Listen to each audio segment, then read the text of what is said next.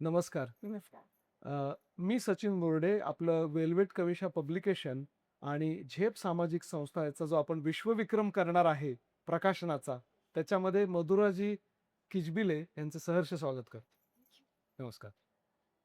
सर्वप्रथम तुमचं अभिनंदन ह्याच्यासाठी, की आपलं हे पहिलं पुस्तक आहे आणि पहिल्या पुस्तकात तुम्ही विश्वविक्रम करायला निघालेले आहात.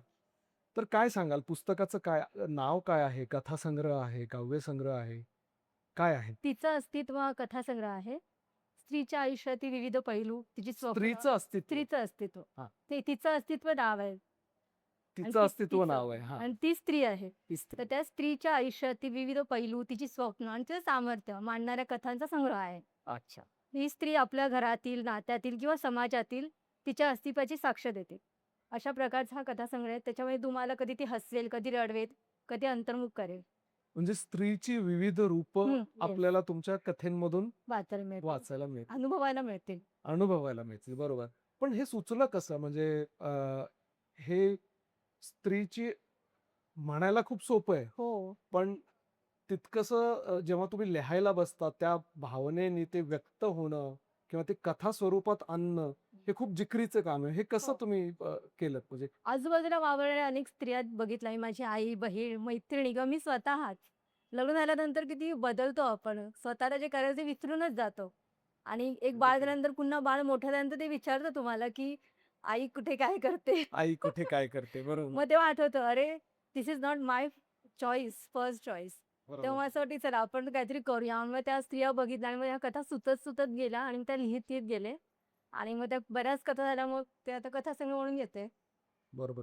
म्हणजे थोडक्यात असं म्हणायला हरकत नाही, की एखाद्या कथेमध्ये तुम्ही असाल, येस. एखाद्या कथेमध्ये तुमची आई येस. असेल हो. आणि ती मला माझ्या आईसारखी वाटू हो, शकते. हो. त्यात इतकं प्रत्येक स्त्री तुम्हाला तुमच्या घरातलीही वाटेल.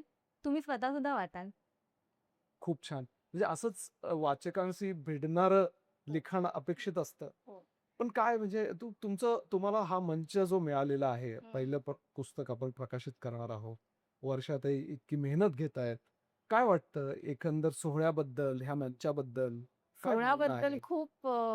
खूप आनंद होतो आणि खूप अभिमान वाटतो वर्षाचा, की तिने सगळं असं जोडून आणलंय आणि सगळ्यांना असं जोडून ठेवलंय आणि तिच्यावर चालताना खूप मजा येते आणि असंच तिच्यावर जायचंय. जायचंय. म्हणजे अशी अनेक पुस्तकं येस, येस. आता येत असं वाटतं, जावे. की अजून पुस्तकं काढायला हवीत.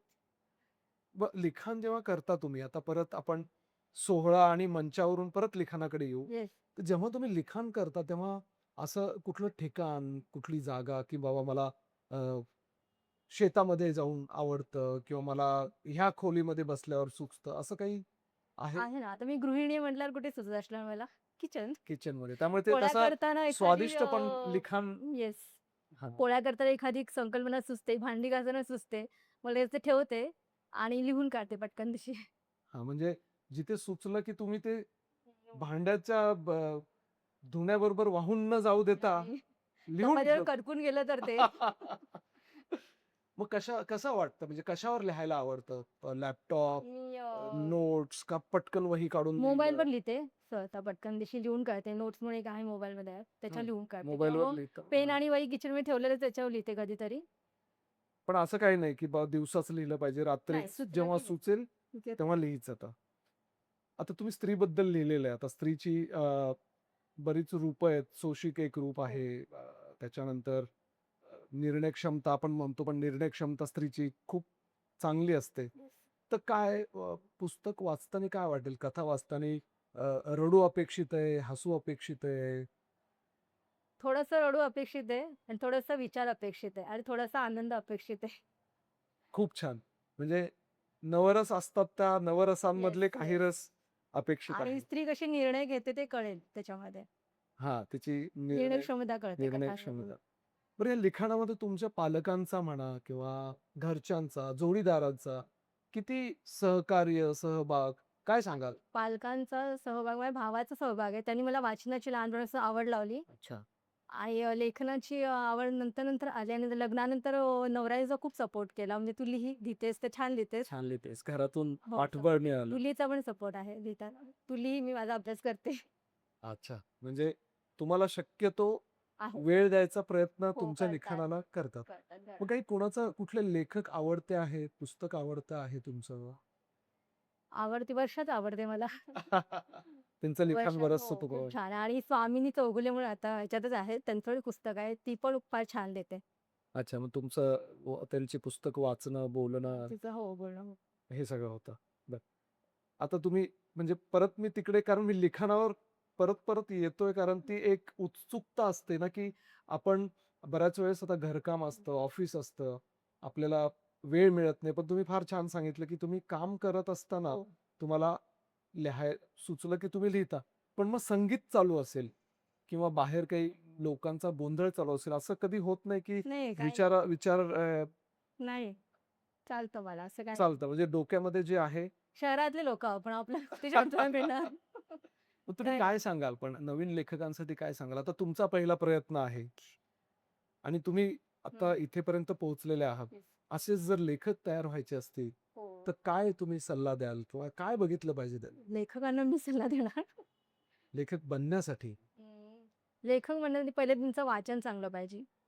तुम्ही जर व्यवस्थित वाचलत, वेगवेगळ्या विषयांवर सगळे तुम्हाला आवडेल ते वाचत जा. म्हणजे तुमची शब्दसंपत्ती वाढते त्याच्याने. हं. तुम्हाला वेगळा दृष्टिकोन निर्माण होतो. आणि जेवढं वाचाल तेवढं तुमचं लेखन चांगलं होईल.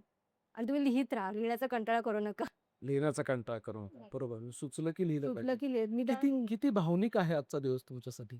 बापरे! खूप, खूप, खूप भावनिक आहे. म्हणजे आपलं पुस्तक लोकांना आवडेल अशी आशा आहे. आणि पुस्तक होतंय, हा आनंद आहे. अशा संमिश्र भावना आहेत. संमिश्र म्हणजे कुठेतरी उत्कंठा आहे, कुठेतरी दडपण, येस. धाकधूक आहे.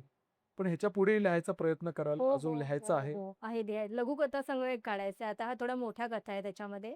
लघुकथा संग्रह काढायचा आहे. एक मोठी एक कथा काढायची, कादंबरी काढायची आहे. अरे वाह! बघू आता. म्हणजे तुम्हाला येस, कुठून प्रेरणा मिळत ते येस, तुमचा आता प्रवास सुरू झालेला आहे. येस. आता बघू कसं होतंय. खूप छान.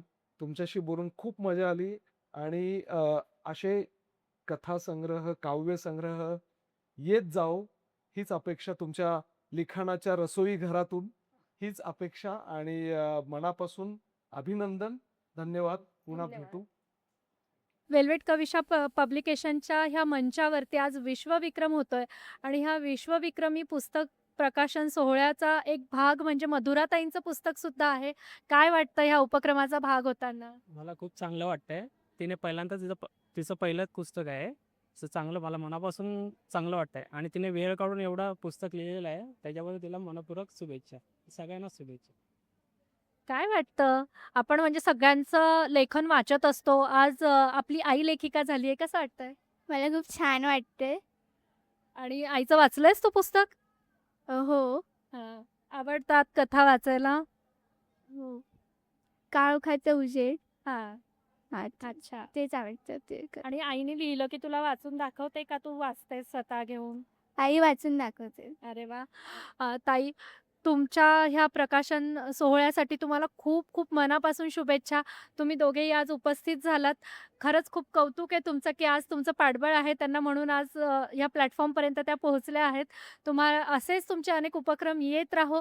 ह्या उपक्रमांचा तुम्हीही भाग असावेत अशी मनापासून सदिच्छा आहेत. खूप खूप धन्यवाद.